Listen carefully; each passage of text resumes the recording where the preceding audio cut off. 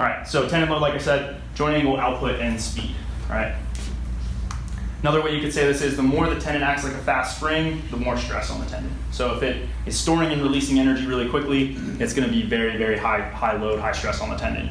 When we think about anything that happens in our field with athletes, usually this is what we're looking to do, right? This is the thing we want to get better at.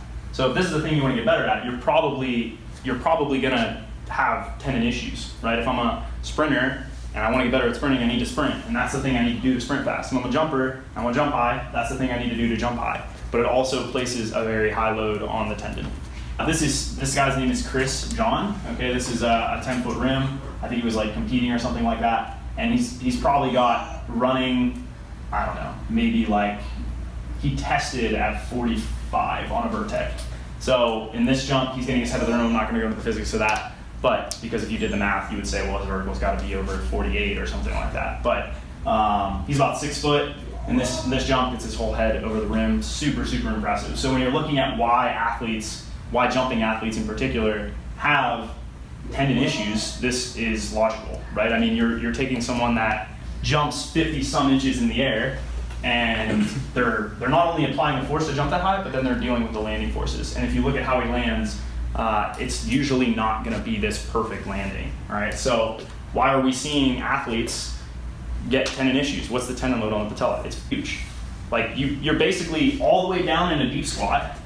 Like you're all the way down in a deep squat. Your knees are super far over the toes, and then you're trying to push out of that position with a lot of speed and apply as much force as you possibly can.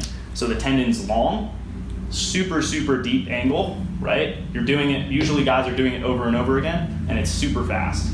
So why does my knee hurt? Well, that's probably why your knee hurts, because you're doing something that's inherently intense. This is Mutaz Barshin. This is like probably the guy that's going to break world record in high jump. But anyways, that bar is probably like 7 foot, and he just skies it. Like it's not really even difficult for him. So this is probably the most intense thing that you could possibly do to your patella tendon. Okay, you're running into a single leg jump, so you're dealing with twice the force. There's 14 times body weight on a single leg here. When he actually contacts the ground and is starting to jump upwards, he's pushing backwards into the ground. His knee is stopping, it's bending a little bit and then extending. And to do that, he needs to apply a shit ton of force. Okay, so if you do that over and over and over again, you run into a jump at like 8 meters per second, you're probably going to run into issues with your tendon. All right, it makes perfect sense. So once again, you have speed, high force, not as much knee flexion, but you're jumping off one leg. That's why you don't have as much knee flexion, because you can't. All right.